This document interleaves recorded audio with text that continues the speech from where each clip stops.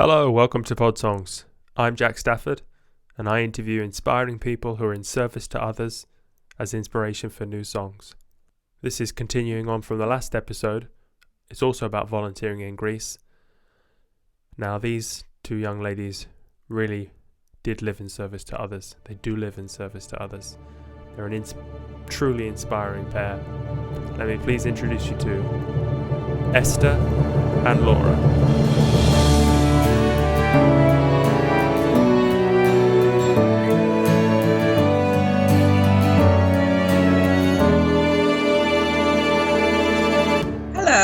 Hello, Laura. Hi. So, what year did you get started then in Greece? We showed up kind of around the same time in Greece for different reasons. But we first arrived in 2016, in early 2016. So Laura arrived actually before I did.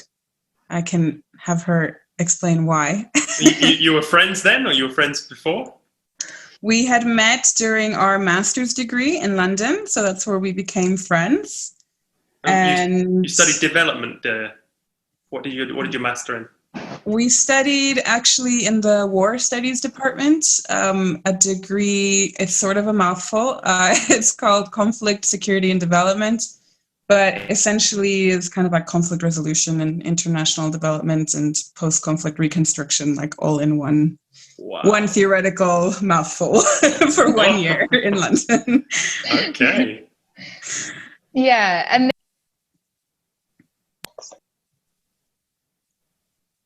Oh, Lara, you're muted again. Sorry. So I had gone to Greece before, so I got a job with a relief organization working on the island of Lesbos, and Esther was actually in Bangladesh doing an internship. And I think it was my second day there, and I was describing to Esther like what I had seen that day. We had boat arrivals coming in, and yeah, obviously it's like a real turning point, actually, like seeing something, that you've seen in the news for so many years, and then actually seeing it in person was, I think was a real turning point. And I had kind of told Esther what I'd seen, the people I'd seen and what we were doing there. And Esther said to me, like, I'll be there next week. And I was like, haha, okay. I mean, I would believe that Esther would do something like that. But, yeah, and then what does that say about me? Only good things. And then 1 week later, Esther pitched up in like the tiny little village that I was in, and little did we know, something that was supposed to be a few weeks, a few months, ended up being like 2 years. So gosh, that's really adventurous though. Yeah, it is. I think looking back, I think we never expected it to sort of end the way it did, and we never expected to be in Greece that long. But I think we very quickly realized once you're there and once you're seeing what's happening, it's very difficult to walk away. So it really changes your perspective. So what was it like those first few days back in 2016 then? I mean, it was. It was really cold, even though it was March. It was just like really cold, really chaotic. I think there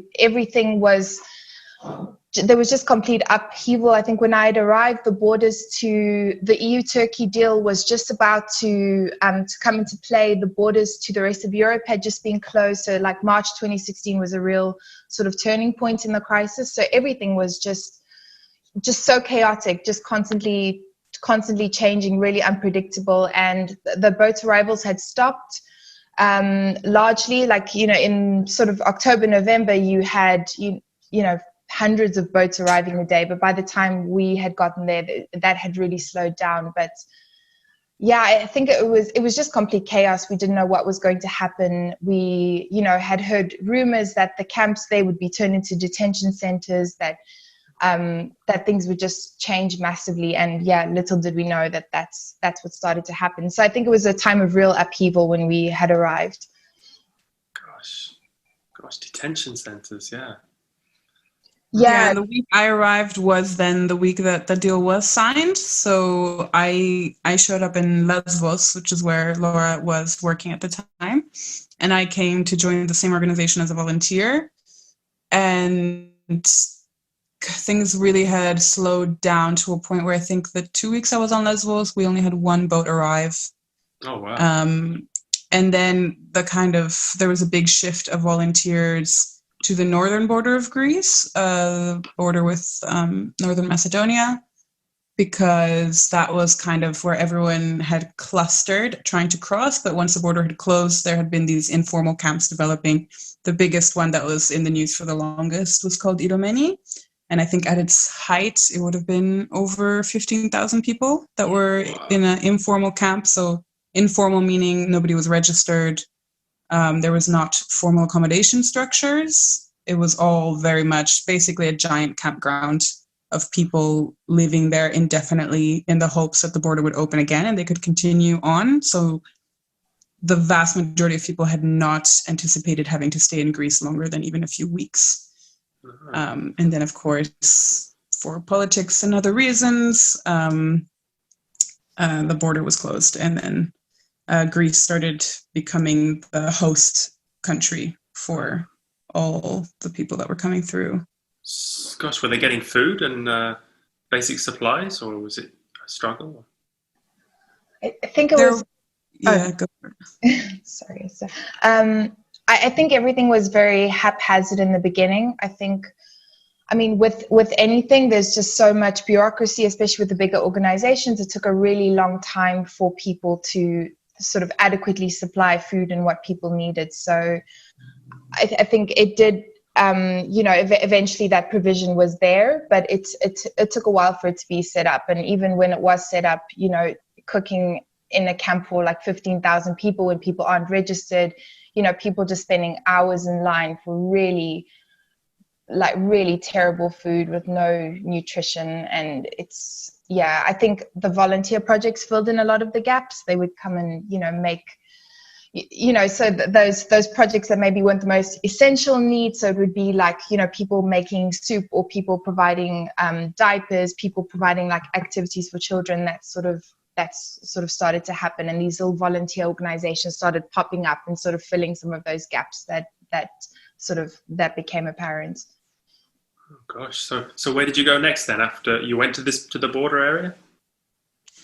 Yeah, so once again, Laura went ahead of me, and then I stayed on Lesbos. Eventually, also, there was just a very little need for volunteers on the island because the boat arrivals had slowed down.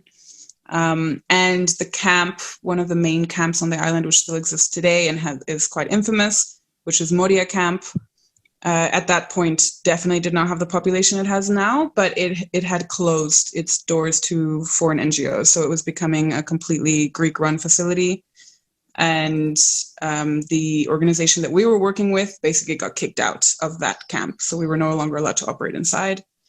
The other groups did stay to try and provide some services, but basically there was just a big migration of volunteers to the border, and I followed as well.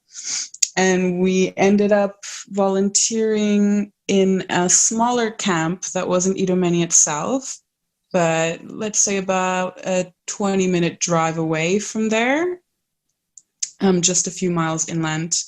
And it was called Echo Camp because it was actually a group of people that had set up their tents on an active gas station.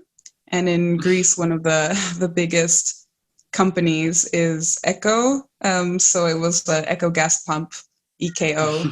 And there were about 2,000 people living on this gas station on the land. 2,000 people living in a gas station. Yes, at an active gas station. So the fire hazard was off the charts.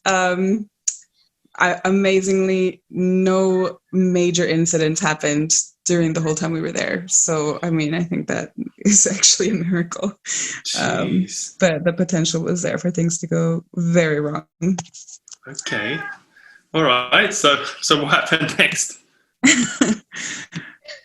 Yeah, I mean, sorry, Esther, go for it. Well, we were just I was doing more of the distribution side of things, so just helping to get basic supplies into that smaller camp which is no small feat. So a lot of sorting of donations in like one of the big warehouses that was in the area, and then trying to assess what needs weren't being met by bigger organizations. I mean, there was food being provided, in this case by MSF and Save the Children, providing some additional nutrition for the younger children in this camp, which there were a lot of. In that camp in particular, it was more families that had not wanted to be where most of the people were, for safety reasons.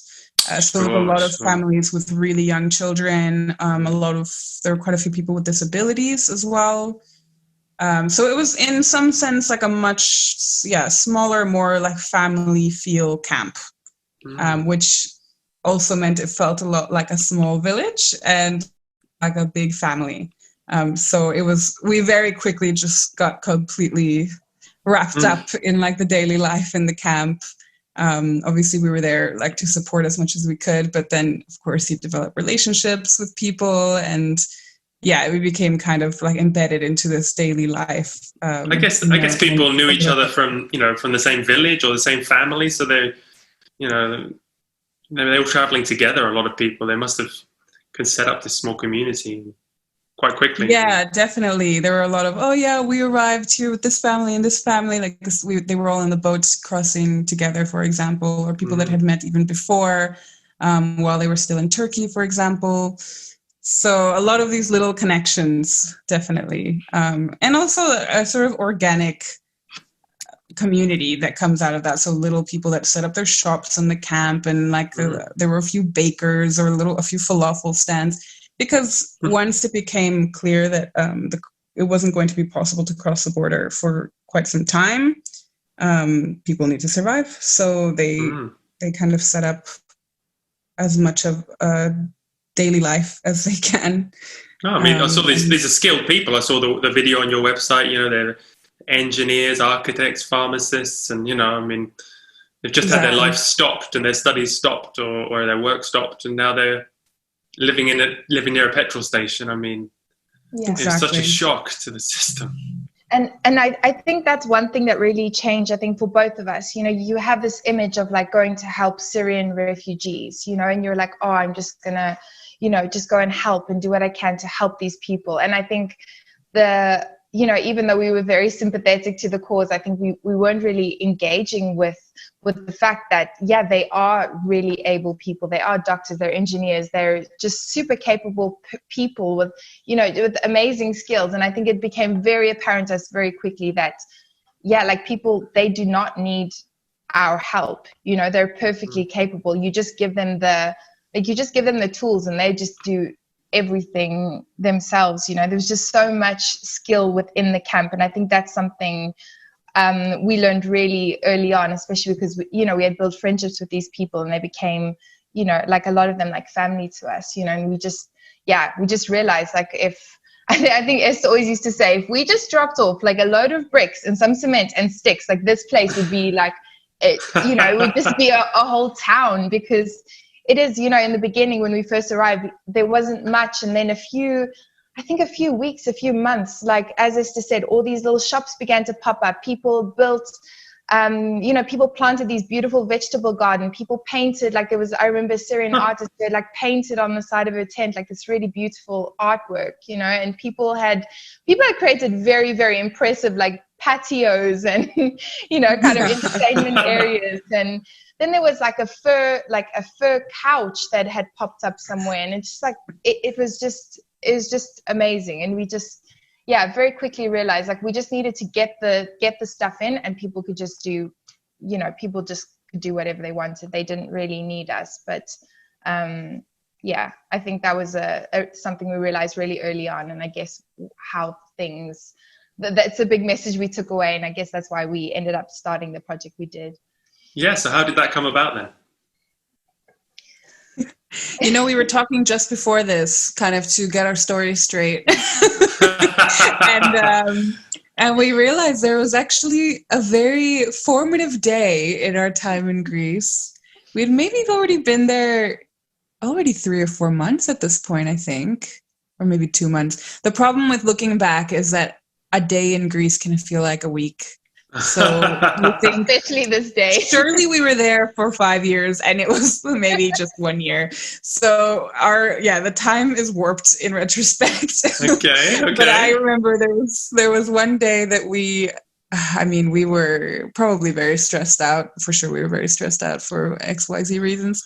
And we found a pretext to go to the nearest city, which was Thessaloniki. We were on a mission. We were looking for something very specific. I think it was something for a distribution, like a tent that would enable us to carry out the distribution outside of the caravan that we were operating out of, because it was like very hot. It was summer in Greece. As it is now. I'm very hot as well now. So very hot. Again, it's either very hot or very cold. Exactly. Yeah, it is. It's either freezing cold or... There's no happy medium. There's no happy medium with anything in Greece. It's like just very intense experiences. The land of extremes. Yeah, but we were on this little excursion to the city, which also in itself was like an event for us, because I remember we walked around and we felt like, I don't know, we were like, everyone is so clean. We just felt like riffraff that had like rolled in from the fields, you know. We hadn't seen like a normal pedestrian shopping street in such a long time. And then it was on the drive back that we were just having one of our big chats about everything, and what if we did this and what if we did that, and like, isn't this a need that isn't being met, and just floating ideas out. I think we were even on the phone with Laura's mom, I think she was somehow involved in this conversation. And we had this idea of a library space. And that's kind of, or an education project is what we really wanted to start. And then Laura ran over a hedgehog. Oh my God. So you called it Hedgehog Library? It should have been called that. It should have been. And I think on the stairs, as I said, it was a very eventful day. We had also bought some glow sticks. We had just found these glow sticks, and we were like, wouldn't this be an amazing thing to distribute to the kids? You know, we'll bring these like glow sticks in, and like, what a sweet idea, you know. And yeah, that ended in absolute disaster as well. Just ended up getting stormed without glow sticks. But anyway, but it was yeah, I think that was like the first time we had really come up with the idea, but then it's something that we nursed for a long time. It transformed as the situation transformed. Yeah, but that was like, I think the time we can like pinpoint that the idea first came to us. You've got to get it straight, because when you do your TED talk, I mean, this is going to be a key point, you know? The hedgehog incident was what really makes it stand out in my head. It was an accident. It was definitely I felt really bad. But that was kind of like the inception moment, I guess, where the idea really seemed like a good one. But at that moment, we didn't have the means to make it happen, and the situation was still incredibly volatile. I mean, I think even today the situation is still volatile, but in that moment, you know, these were people that had no intention to stay in Greece, and also, yeah, it wasn't a place that people were intending to stay even then. So the infrastructure and the kind of mood wasn't right in that place in that time.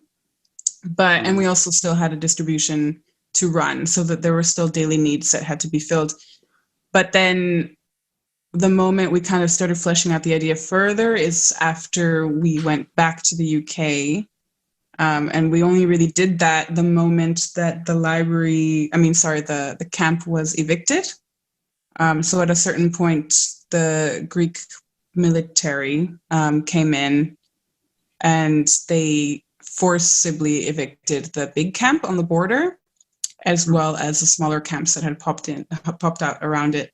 So Echo Camp was one of those camps. So around 5 a.m, one more, I think it was June 13th, if I remember correctly, of 2016, riot police turned up and just told people to pack up and put all their belongings on a bus, but they were not told where this bus was going. Nobody knew what was happening, really, but just it was a moment where everyone had to go. So they didn't want these informal camps to exist anymore because they wanted to set up formal facilities where people would have to be registered then. But this was a huge upheaval, obviously, for the community that also didn't know what was happening. There was not proper communication happening. And ultimately, they were just moved to a different facility, a more formal facility, a gated facility, which I remember people were not happy about. Yeah. So it was just a greater degree of control that was being put in place. Like a camp, like a real detention camp. Like a formal camp. And it wasn't ready, the camp wasn't prepared to host humans. The camp was, it was just filthy. There weren't enough bathrooms, they hadn't made any real provision for people to live there, and it was just an incredibly, I think, traumatic way to move people who had already had these like really horrible experiences with, with the military or the police back home.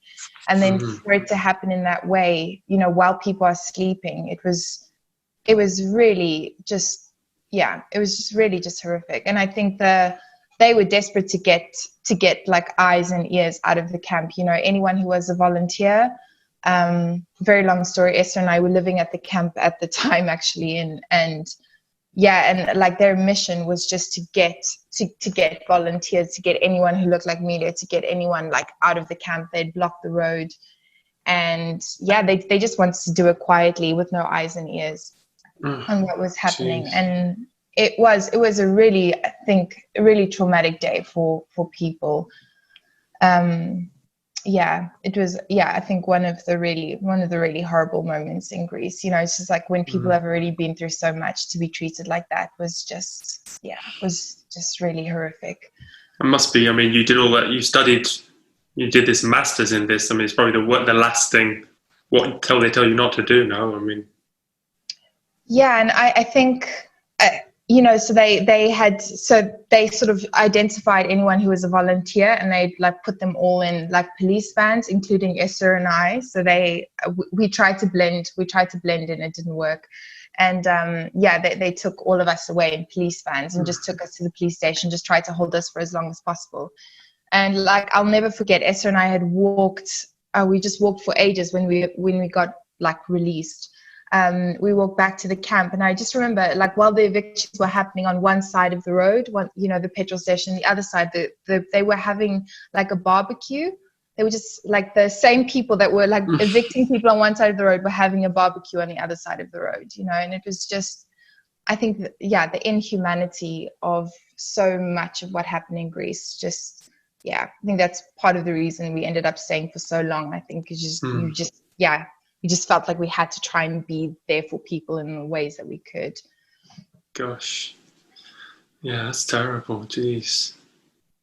What that meant also for us at that moment was that our role as volunteers that could freely walk into a refugee camp and kind of do whatever we thought was possible and necessary, that ability went away very quickly. So this was also kind of the idea behind setting up formal camps, is that you limit access. So you restrict access to registered organizations, for example, and you don't allow volunteers to operate within these camps unless you go through these very bureaucratic, very complicated procedures, which we are still struggling with to this day as organizations here. And at that point, we decided to go back to the UK and sort of reassess as well. We'd been there for almost half a year, I think, at that point, 4 or 5 months, which felt like a lifetime, but it was just a few months. Jeez, actually. I think I'd have had enough. But I mean, when you were doing going back to your course,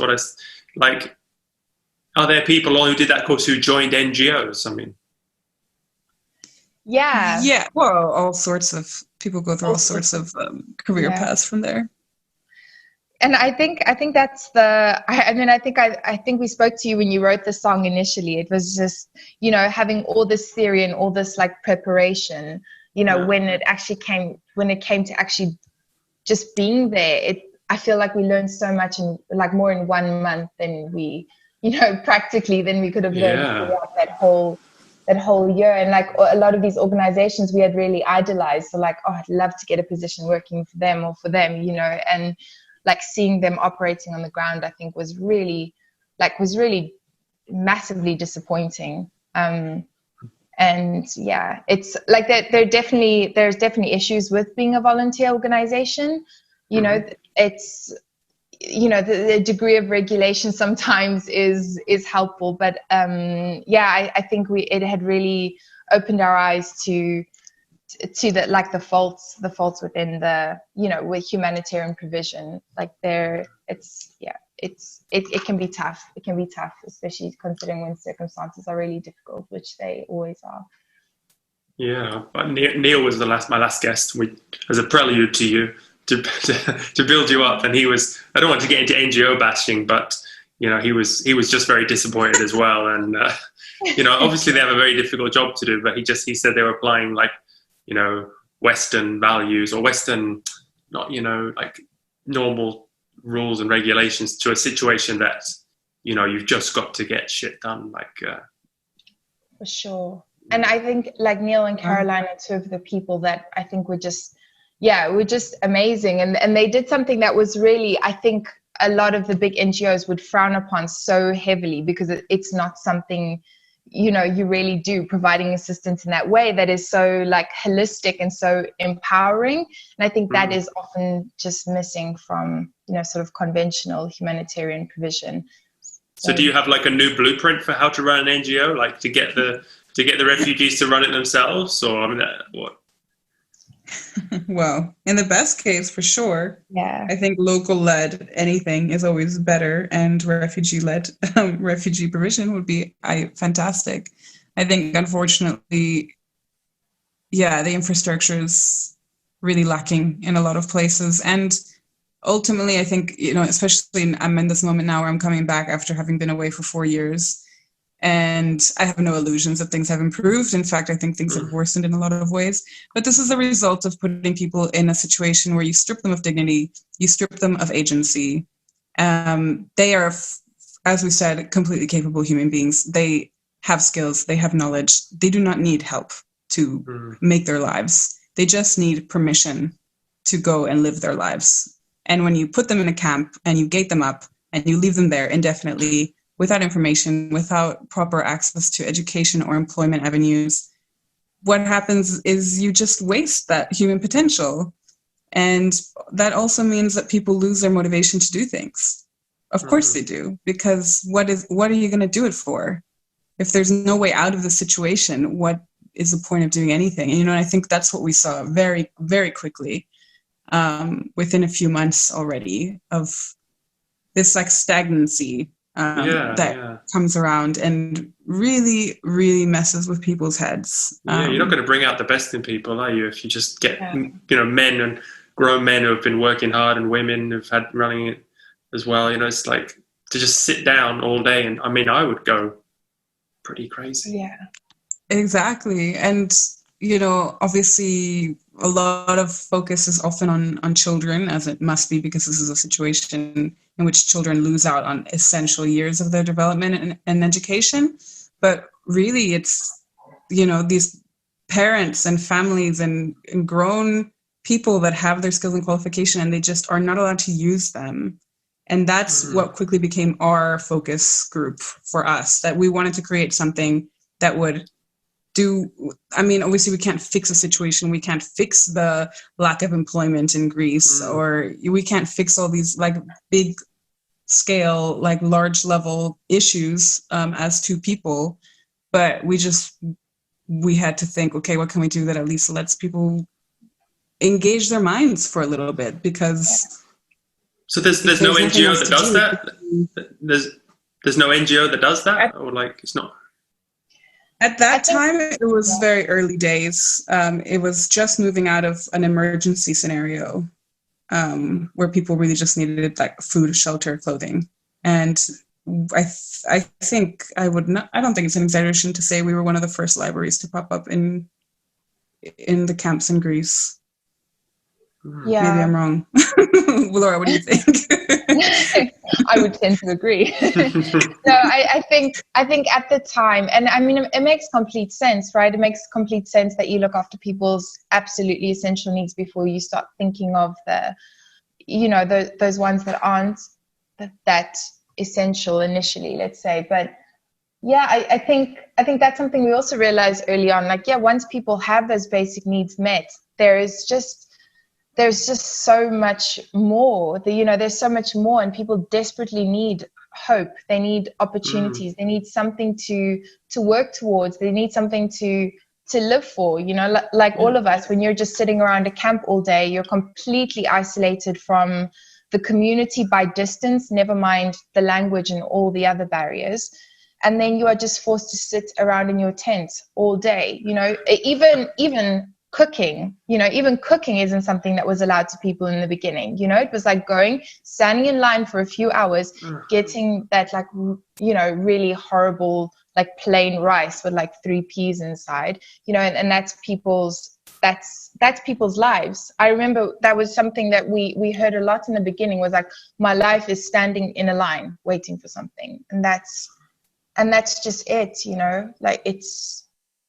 It's just taking away people's hope and their reason to live is it's just it's dignity as well, which yeah. But you did something about it. You got a van, yeah, and you had it painted and filled with books, and you tell the story.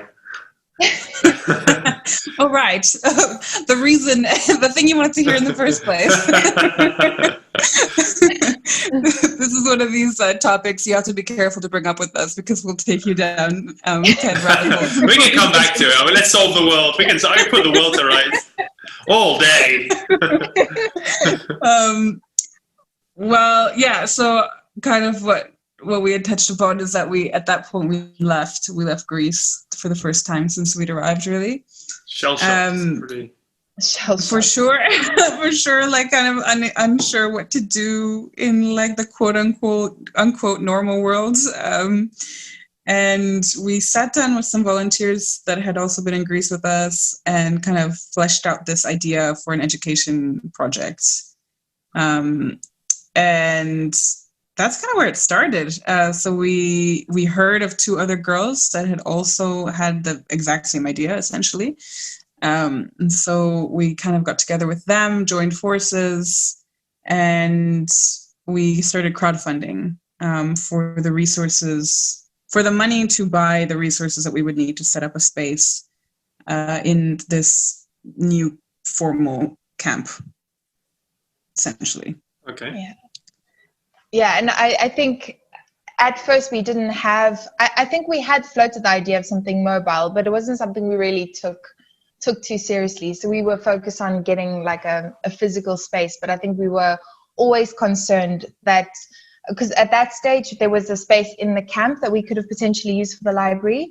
We were collaborating with another NGO on that, and I think we were always, because we had seen the evictions, because we had just seen the upheaval, how things just change overnight, we were worried. We were worried about having a fixed space. If the camp was closed overnight, or the hole in the fence that we used to sneak into the camp, if that hole was closed or whatever, then we wouldn't be able to access the camp and provide the services that we were providing. You went for a hole in the fence.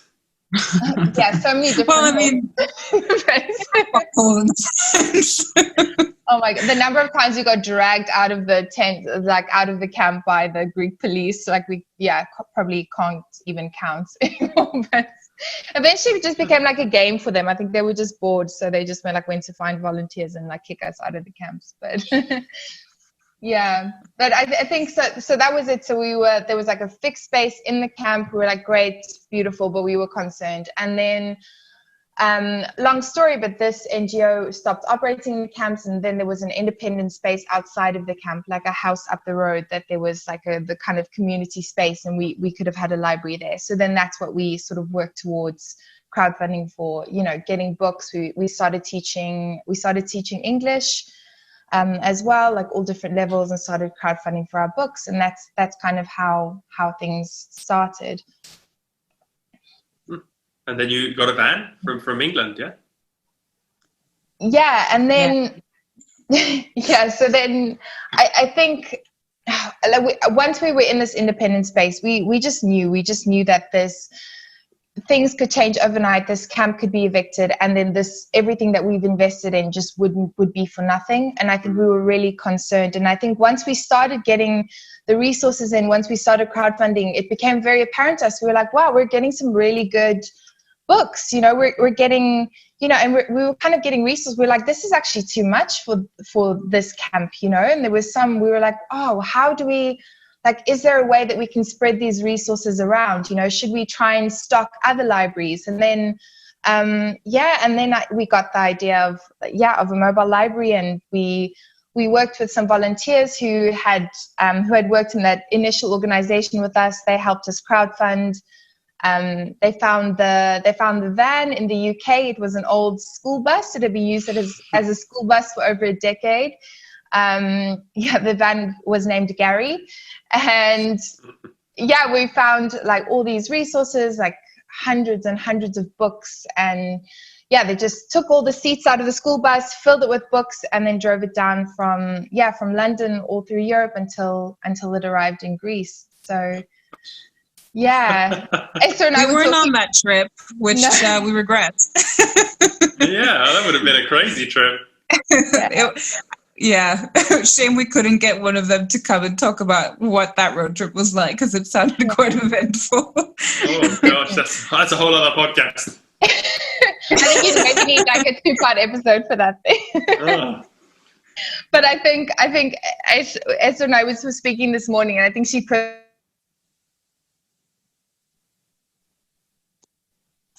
Oh, are you still there, Esther? I am. I got cut off a little bit. I think Lara's frozen. You pick it up. It's good to have two of you, because if one of you goes down, then I've got to back hear up. The last thing she said. Before in our knowledge, and we had no idea. We had no idea if it would work. We missed that whole She doesn't know she got cut off. Oh, sorry. You're going to have to say that whole thing again. Sorry. sorry. Rewind. I think, I don't know where you cut off. Okay, let me just start. So, I think Esther perfectly encapsulated it. She said, just when we saw that van coming down the road, we were just like, wow, this happened. All those people that had invested in our idea, who had sent us books, who had sent us money, who had crowdfunded for this, it was in front of us, and that was an amazing moment. But it was also terrifying, because we didn't know if it would work. We hoped it would work. We thought it would, from the best of our knowledge, but we had no idea if there would be uptake. We didn't know if we would get any of those resources back. We didn't know how it would work on a day-to-day level. And it was scary, but exciting, but mostly scary at that time. So what was it like the first day you drove it? Your first day you drove it out, what was that like? Well, before we were able to drive it out, we actually first it had to be converted into a library, which I think took a week to get the whole construction of the inside, which actually the people that drove it down, the group of guys that had driven it down from the UK, they were on their mission, so they just ran with it. They built the whole interior. We had a lot of help from this workshop that existed in Thessaloniki at the time that basically helped organizations build these kinds of spaces in the camps. And they let us use their space for free, and they built the entire interior. But then we had this minor issue that the van had this beautiful paint job, it had a mural that was magnificent. The artist that had spray painted it was really talented, but we were not comfortable with the image that was on the side of the van, and so we sort of refused to drive it into a camp until we had painted it back to a neutral color or image, because it was just a little bit. It was a beautiful image. It was like a desert view over a little oasis, and there were these hands in the clouds holding a book, and the book had a peace sign on it. And I understood the message behind the image, but also it just was a very confused image. It looked like we were coming to spread a message of peace from the clouds to the desert peoples. And missionaries. Yeah. It wasn't ideal. So it was beautiful, though. It was beautiful. Was incredible. But we painted it back to black. Okay. That van had 3 paint jobs before it had even gone to a library session. It had gone through 3 paint jobs. It's true. It did. Yeah, we went with just plain black, and then we wrote the words mobile library in different languages onto the side of it, so people would know what this random black van driving into the camp would be. Otherwise, it could look a little questionable, although it still did look questionable to a lot of people, because especially for the Greeks, to see this black van rolling in with like Farsi and Arabic writing on the side of it, I think we raised a lot of eyebrows. I bet. But yeah, then the big task became, okay, now we actually need to use this van and we need to set up a system for people to rent out books and I hopefully bring them back and set up like a schedule and get access to different camps, which is a continuous mission. And yeah, I think our first ever library session would have been like around October 2016. Yeah. And yeah, I think it was also such a process of learning what people wanted. I think, our initial idea, we were like, oh, if we could save someone, once they got to their final destination, once they got to Germany, once they got to France, if we could save them a few months by by starting them like learning the language, by providing access to some like online courses and certifications, if we can like sort of help them prepare their CVs, if we could save them a few months on the other side, that would be, that would just be amazing. And I think that was our whole goal. We got a partnership with Coursera, so with Coursera for Refugees, so we can give people access to online courses for free. And we had all these other partnerships, and we got tablets and we got Wi-Fi and we had electricity in the van, and it was, everything was great. But I think, whatever ideas you come with, you have to be open and you have to be flexible. And if the project is not what people want and what people need, then then why are you there?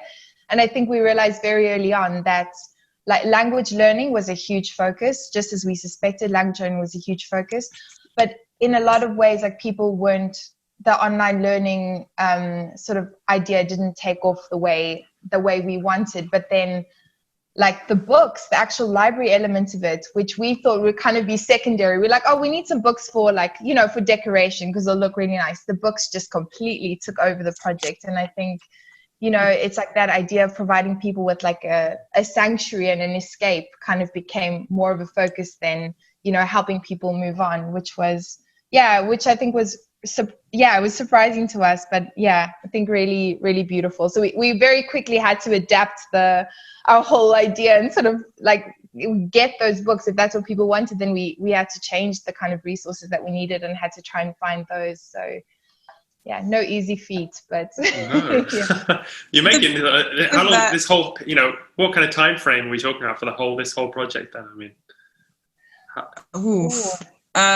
we started crowdfunding in June of 2016. We had our first proper library session in October. It took a couple of months. Still fast, yeah. It was really fast, but I think this is the beauty of like volunteer projects in Greece. The shit gets done quickly. Like when you have the right backing, and if you get someone that supports your idea, yes, sustainability is a huge issue for sure.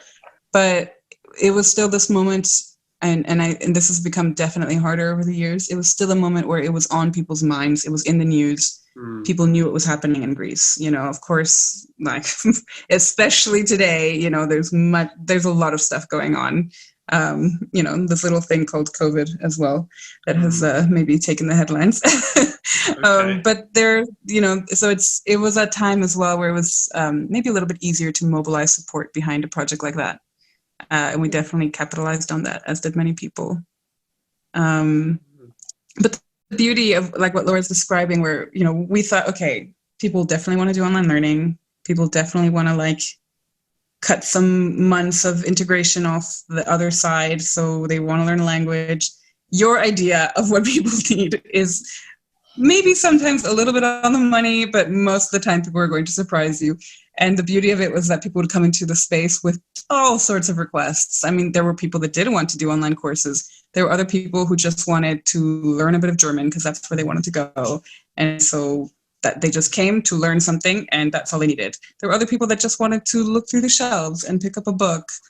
And it kind of was, in that sense, really unique as well, because there's not a lot of services that are so bespoke, kind of, you know? Usually you have a mass distribution of one item, and everyone gets one of the same thing. But it was this space where people could really come and say, okay, I want this very specific thing that's so personal to me because it's my interest, it's my ambition to do this. This is the kind of literature I like. And then you can help facilitate that and really kind of nurture people's individual identities in a context that doesn't often do that. Yeah, you must have been swamped with requests and people. Yeah, I think we always say we feel so privileged to have gotten to know people in this way, because I think some of the requests we got were crazy. I mean, we didn't know, for example, that like Agatha Christie was absolutely huge in the Middle East. Like, she has a lot of fans in the Middle East, and Dan Brown as well. Lots of Dan Brown, lots of Agatha Christie, like Harry Potter. There was a lot that we sort of, expected, but then there was just some really unexpected requests and like really beautiful things that people wanted. And I think that was amazing for us to be able to, like as Esther said, something very bespoke, something very personal, but it was a challenge for us because we're like, okay, we need to find Slumdog Millionaire in Arabic parallel text. Like, we will do that, and just sort of kind of go on a deep dive and, and find that. But, the look on someone's face when you do provide something that they asked for, that was specific to them. Oh. And we would hunt them down. We would come. We're like, okay, we'll have your book next week. And that person isn't there the next week. We're like, we'll go find them in their tents and like drop off their like book delivery. Oh my God. And it was amazing. And like Esther and I, we became friends over books. Like I think the first time we really became friends, we were at that big book market on like the South Bank in London, and that's kind of when we love literature, we love books, we are massive book hoarders. And like for us to have a project where we could, we could provide that to people and talk about books all day, it was pretty perfect for us. And I think people always knows we got our dream job. We should have been librarian studies. Exactly. We got to just like hang out with books all day, but then also do some small scale humanitarian support. So the dream. Yeah. I just can't get over your studies, was that long title that you said, ended with war or something like that. And then, you end up doing, library. It's kind of crazy, no? It is. When we came to Greece, we really, first of all, we didn't expect to stay for so long. And I think both of us, we never thought that we could that we could be part of starting a project, that we could get something off the ground. And, it was never our plan. It was not something I don't think we ever thought we could do.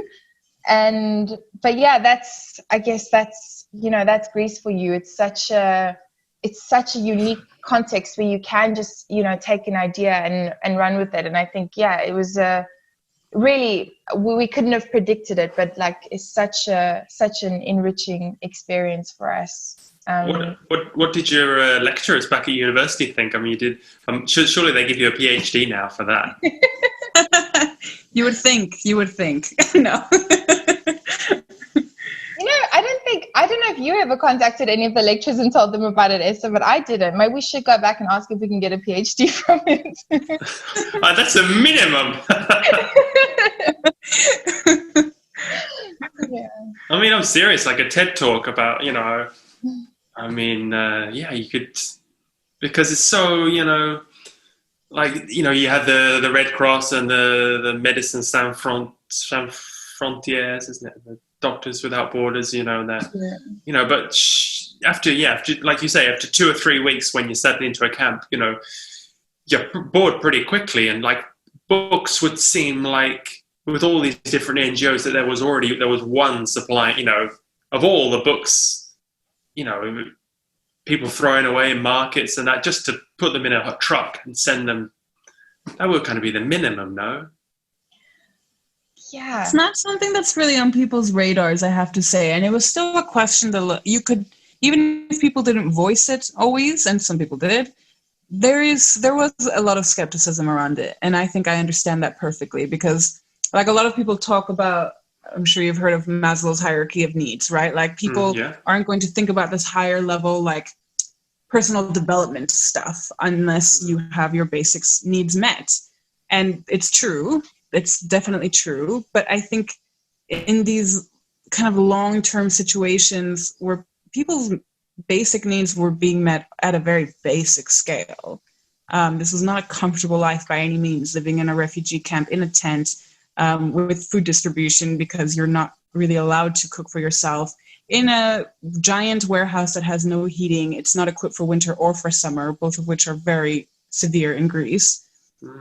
This is not a situation where you think a library is going to be popular. People have other things on their mind, like surviving and getting through each day. And we were surprised, but actually it's maybe in that moment that people need to be reminded most of all that they're not just like animals that have to be kept alive. It kind of reminds you that you're more than the situation is reducing you to. It's not one of these projects that's going to meet like a huge need, and it's not the most popular project. And a lot of people do kind of quizzically look at it and say, is that really like where the focus should be? Should resources really be going to that instead of something else that'll help make people's lives more comfortable? And I agree with that perspective. I see the point, but I think there's another side to it too. So it definitely, we're not getting like thousands of people are not lining up to hire a book from the library, but the people that really do benefit from it really do appreciate that. And it's a very hard thing to quantify, the value that can have for someone. Yeah. And I think, I mean, there's like two stories I'll just like quickly like point out that I think really stuck with us. We were trying to think like, what are the few stories and takeaways from this that we'd like to highlight? And I mean, one was this person that came to the library, and he had took this book, and then he had put up this post on Facebook, like on our wall, and he had said, I didn't manage to finish this book when I left Syria, and I had to leave it behind, and I came to the mobile library, and I got to read how it ends today, and that for him was just such a beautiful experience that he managed to finish this book. And as book lovers, we understand like not being able to finish the book is very serious, And then another person, someone had requested like a Dan Brown book in Arabic, and we had found it and we had printed it out for him.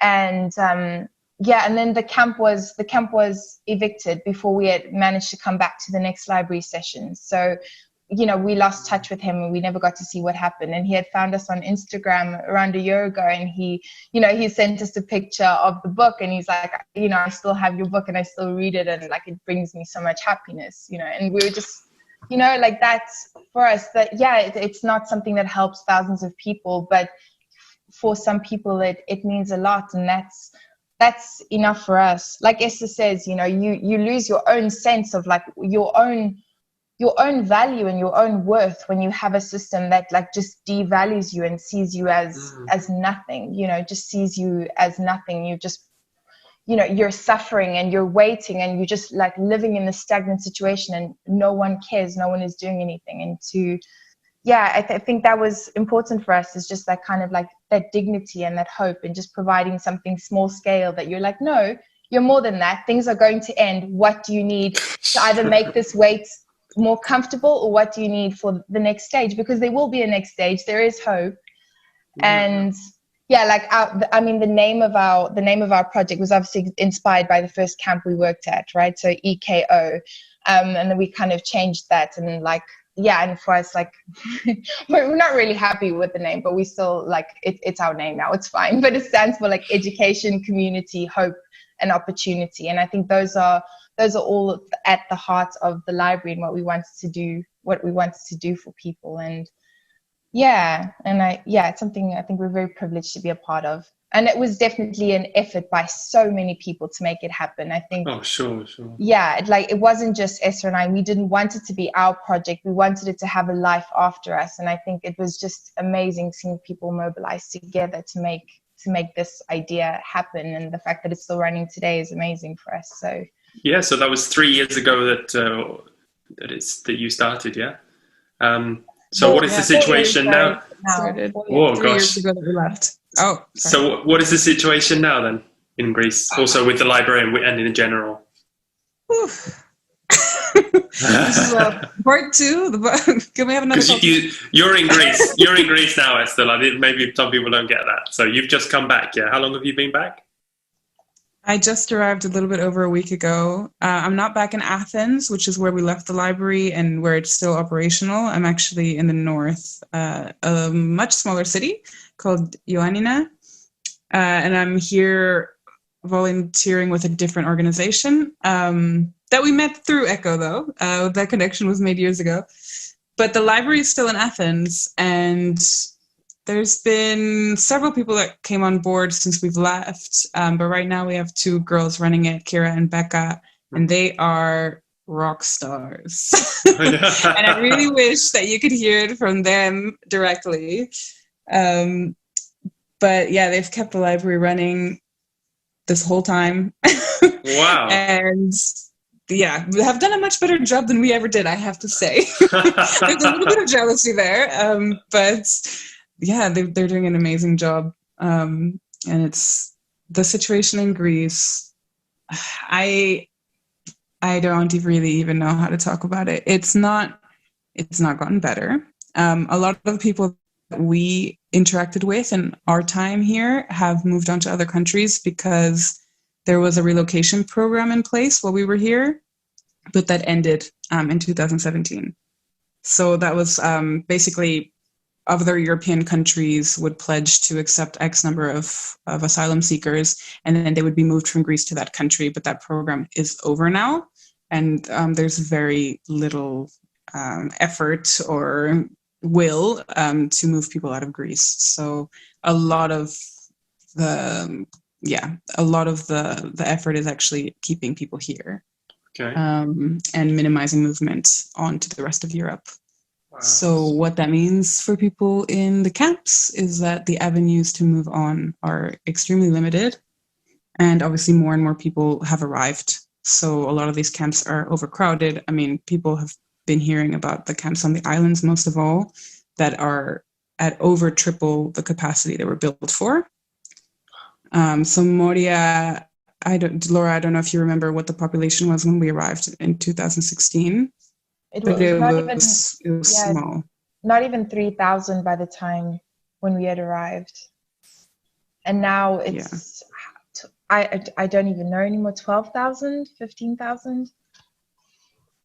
Just massively, massively overcrowded. And that's not just Moria. That's the case on all the islands because of these policies that are put in place that restrict movement on. And there's obviously, of course, a huge effort to minimize the amount of people that cross over as well that are arriving in Greece. But if the situation for them hasn't improved in their country of origin, in their country of transit, or in their country where they end up, how do we expect that movement to slow? So the need is there. People are not risking their lives for nothing. They're looking for opportunity to live a dignified life. So the movement has not stopped, but there's a lot of people in Greece still that are not having the chance to move on. So the conditions in the camps, how is that? I can't speak to the islands, but you can imagine that a massively overcrowded camp is not a nice place to be. And I think it's been more in the public eye, especially because of COVID. Because, I mean, how can you expect people to socially distance in a place where they've been absolutely smashed into a tiny space? and a space that doesn't have even the minimum like hygiene requirements that you would need for a population of that size. So that's become a huge issue with the pandemic, but it was there before. It's just kind of become more poignant, I think, in people's minds because of what we're all dealing with in the world today. In the rest of the camps, because it's now been several years since they were set up, they tend to have at least better structures than when we were first here. So people were living mainly in tents. On the mainland now, people usually are living in containers. So, I mean, you know, in these very small ways, the quality of life, you could say, has slightly improved. But I would be really hesitant to use the word improved in this context. Yeah. And I think... Oh, sorry. Yeah, go for it. No, I was just going to say, like, I would completely agree with you that a lot of the camps have, like, better infrastructure than they had before.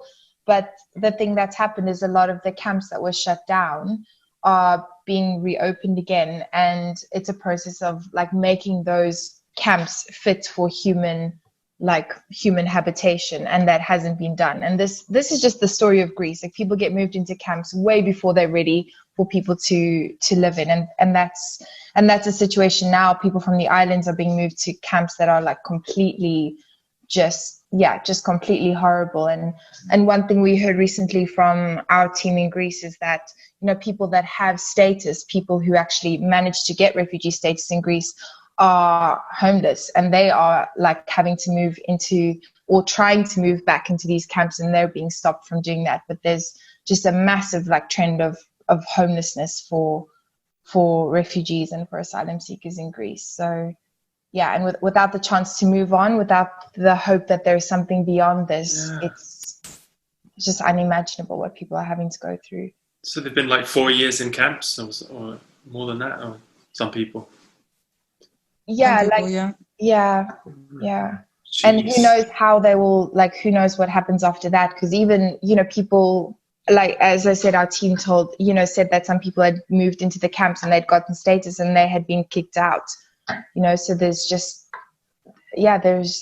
nothing in place for people to move on.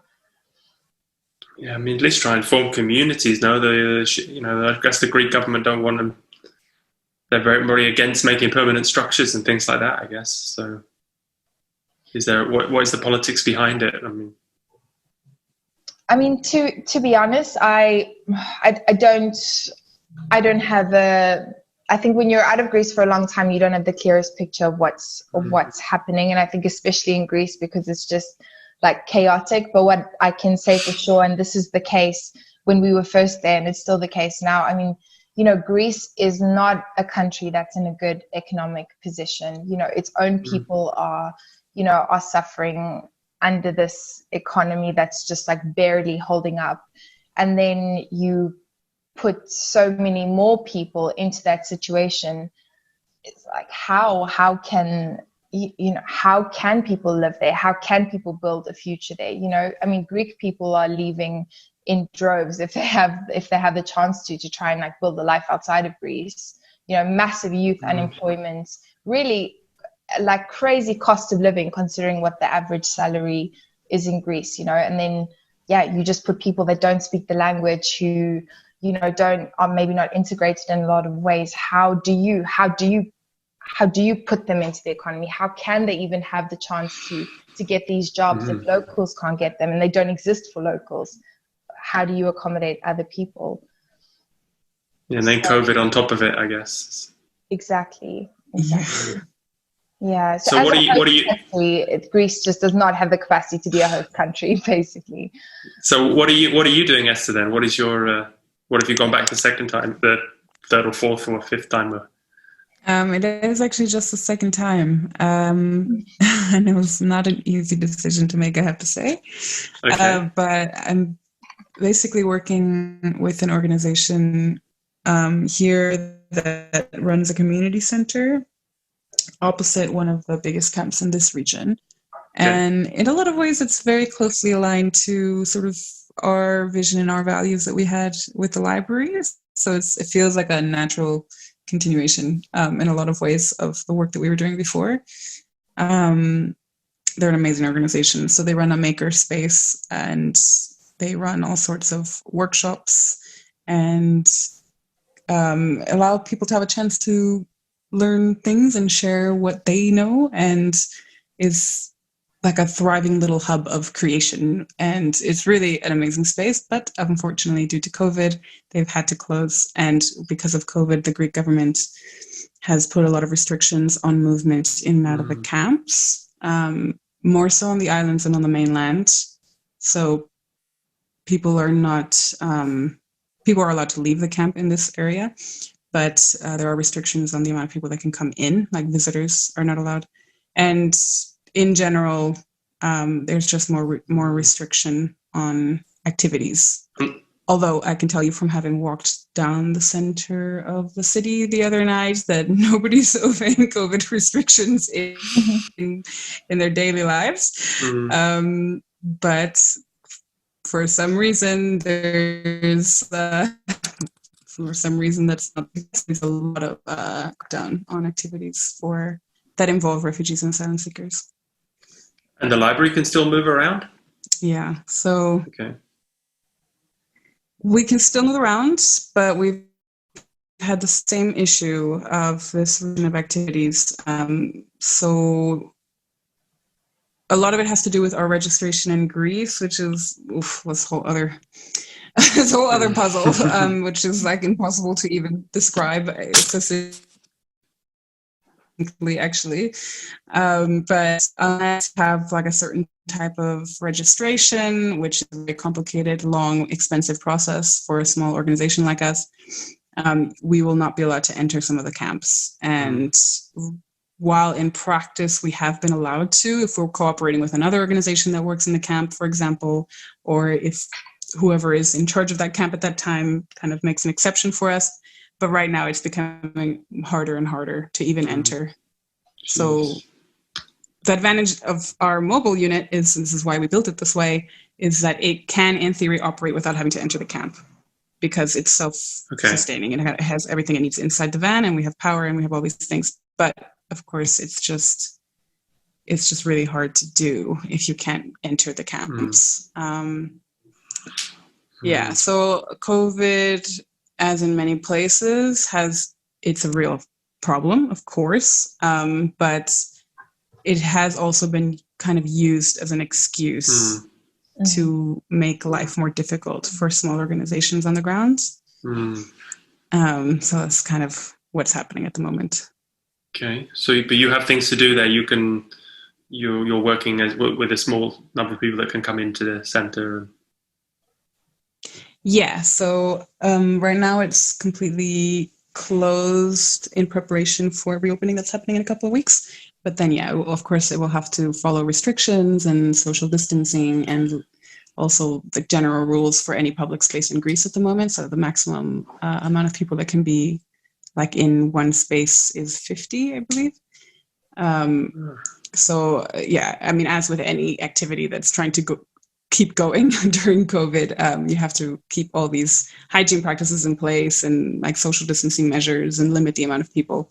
But, you know, like as much as we can, we're still trying to run activities as a library and this organization I'm working with now. What's the name of the organization? Does it have a website? What's the... Yeah, they're called, the organization is called Soup and Socks. And this maker space is called Habibi Works. Soup and Socks. Yeah. Okay. Soup and Socks.eu, I think, is the website. Okay, I'll put it in the show notes, and I'll put a link for. They're accepting donations, I'm sure, and I know the Echo Refugee Library is also. You have a donate page on your website, so I'll put a link down there for anyone that. And what if people donate money? What would it help to do?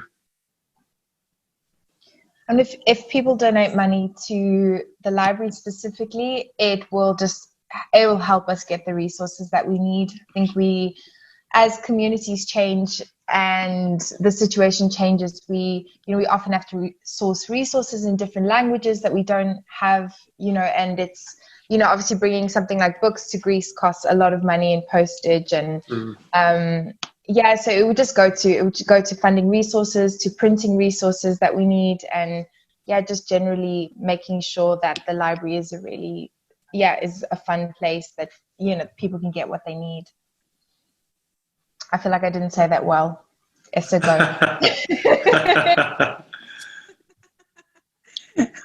It'll help. Period. It'll make a big difference. No, I mean, like with any organization, especially organizations that are very much fueled by donations, the avenues of funding, especially for ECHO, I'll say, as a very small project, are very limited. And I mean, with the economic situation being what it is now, you can only imagine it's going to get harder to find the money to run these grassroots projects.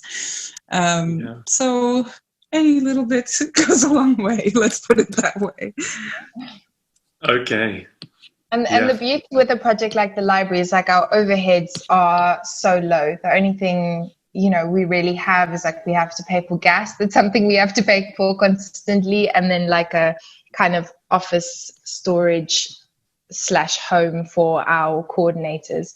So, but beyond that, everything goes straight to the project. Any donations will just make sure that we can keep going. Yes, because you haven't built up my faith in NGOs and international charities. So, what do you mean? I can see, Can't sing their praises.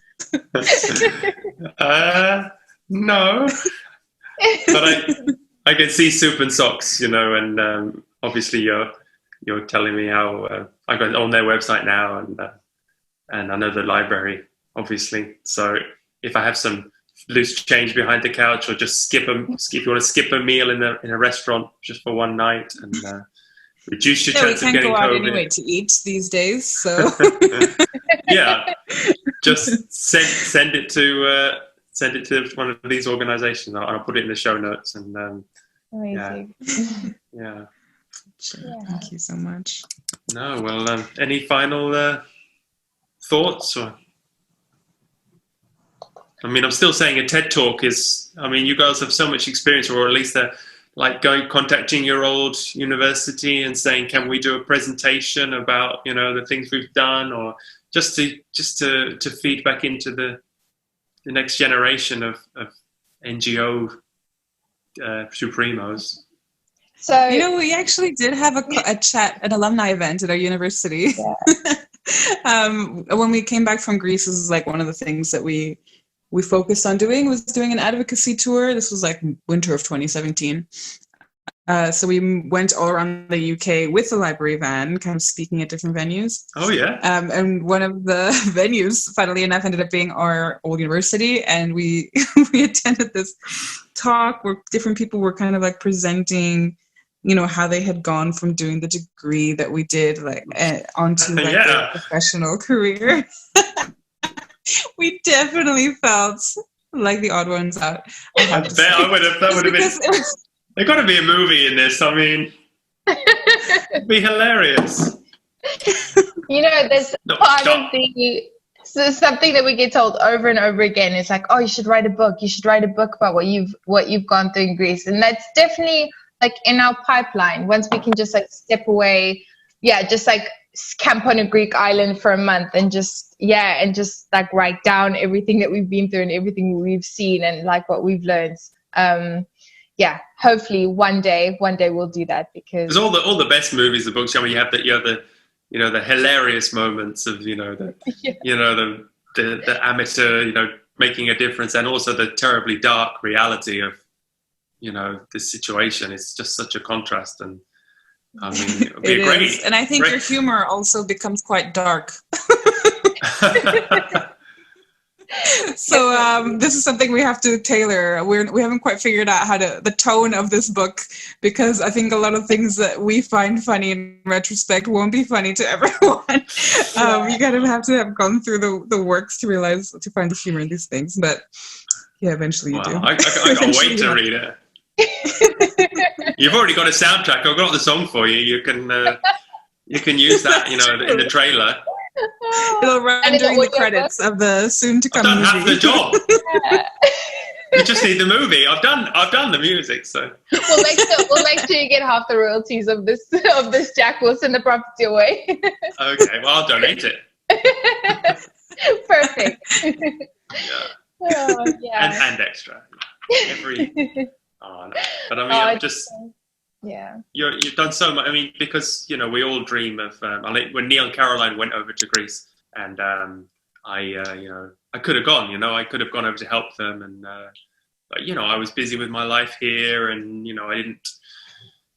I think I maybe send them some money just as a token gesture, but to actually go into a situation like you've done and like on the front line is pretty incredible. So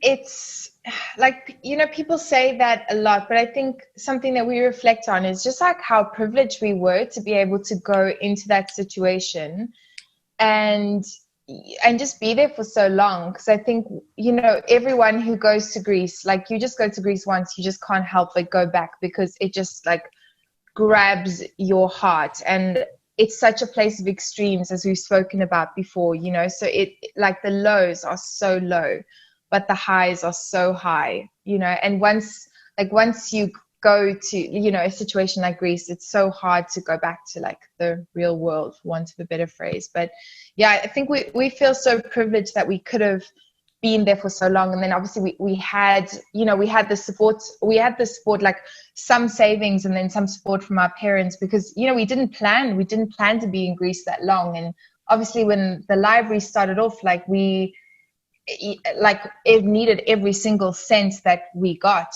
so we still had to kind of pay for our own accommodation, pay for all of those things. And I think we're so lucky that we had that personal support system that allowed us to stay in Greece for that long, because it was a massive privilege. And people so many people are searching for a purpose in their life, and how can I make a difference? And you're not lacking for that now, so that's something to be grateful for, I suppose. Yeah, it's strange. It's strange. Like we often thought, we were like, are we just here because it's amazing for us? And like, obviously, we work with these incredible people every day and just have this, I mean, it's just, it's amazing. The people are just incredible. And like the generosity and the kindness of people, like it was just astounding. Like, like we just put on so much weight in Greece because we were just getting fed all the time. It was like stressful, I remember I see you in the video. You both were a lot heavier. You see? Yeah. No, I was going to compliment you, but now I realize.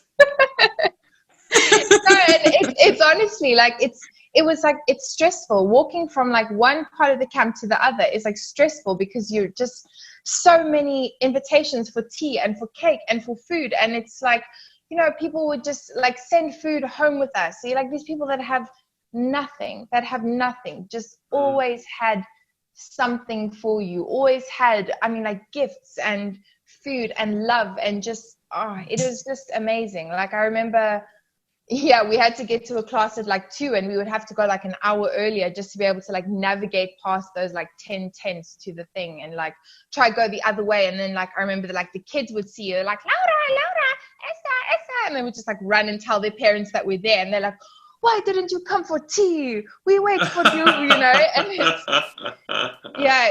it's like the people are just incredible, like just so kind, and like how incredible for us that we got to spend so much time with them and build those relationships, so we were doing something like worthwhile. But I think it's very cliche to say, but what we got from it was so much more than what we gave. Well, I mean, you've put so much effort into giving away other people's books and distributing their books, but I think you owe it to write your own.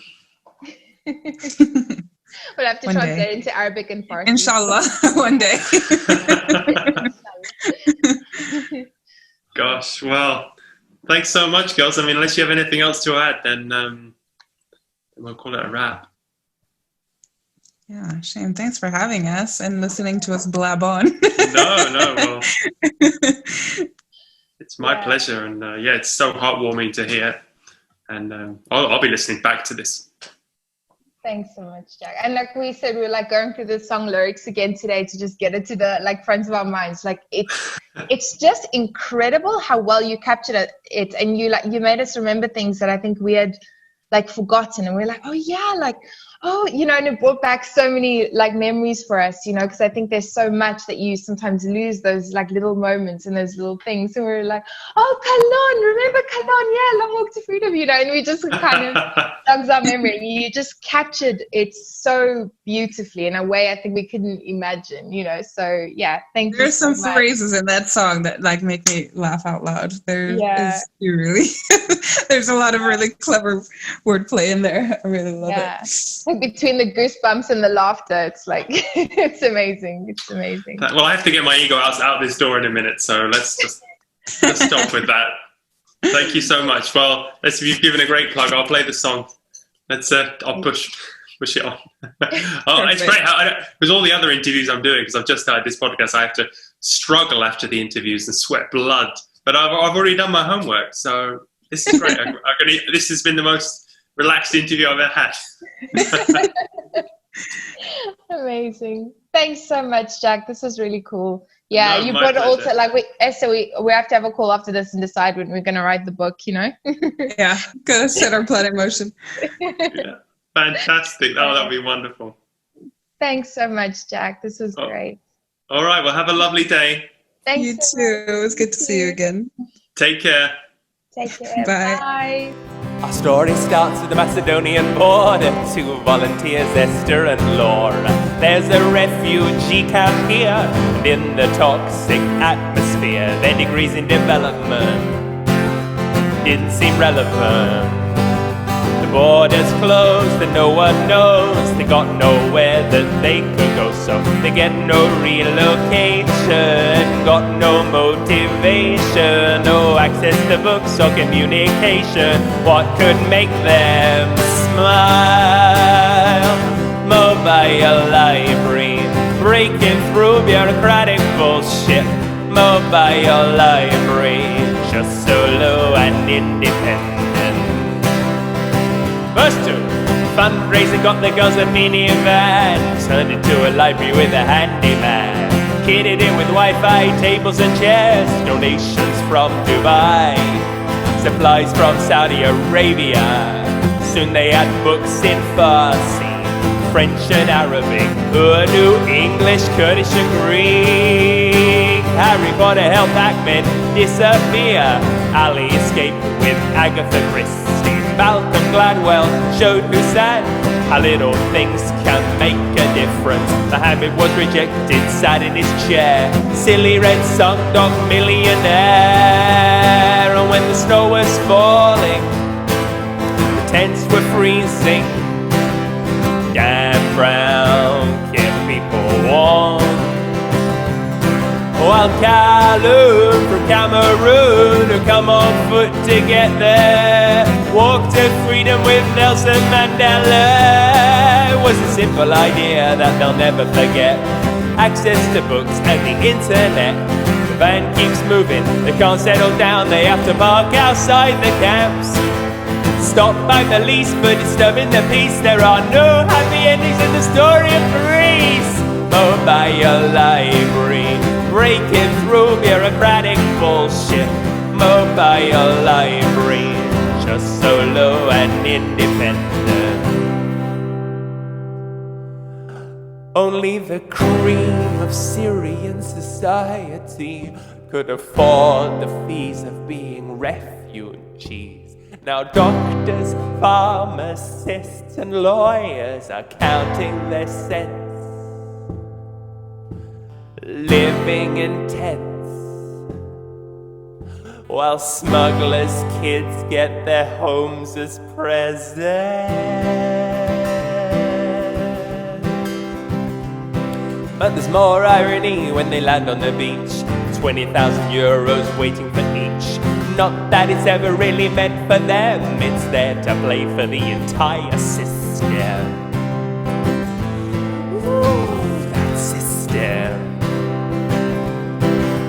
It's the new great graduates getting the rest of the revenue, getting a breakthrough with the EU. You won't hear any more about the Greek crisis. It was solved by Assad and ISIS. While the UN guys, with the top of the range, rented four-wheel drives. Who knows when the money for the NGOs goes? Mobile library, breaking through bureaucratic bullshit. Mobile library, just solo and independent. Big finish. Mobile library, boarded bodies back, minds free. Mobile missionaries, giving people back dignity. Hope you enjoyed that. If you want to hear it again, you can download it from podsongs.com for just $1. Any proceeds I make on this song, I will donate to the girls' charities. I was going to thank the musicians just then, but I'm the only one that played on that song. So thanks to Maurizio Sanicola, he produced it, put the nice sound effects on. And thanks to my researcher, Dori Verba. And thanks to you, the listener. Have a great day.